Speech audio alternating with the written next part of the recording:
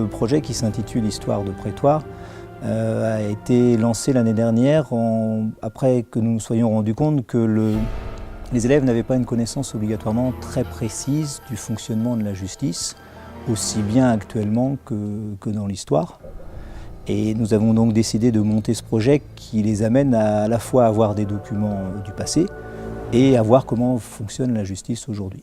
C'est l'histoire d'une femme d'une soixantaine d'années qui est assassinée par un jeune homme de façon assez sauvage. L'idée était qu'ils se mettent dans le rôle du journaliste judiciaire qui doit rédiger une chronique avec un cahier des charges assez précis.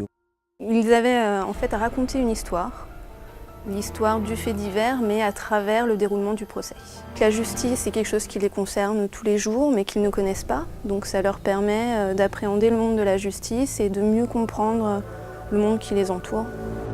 Il y a 12 classes du CAP et la terminale de toute l'académie qui sont venues participer à ce projet. Nous avons à la fin décidé de sélectionner par classe la meilleure de ces chroniques et de valoriser celle qui, toute chronique confondue, nous a paru la meilleure.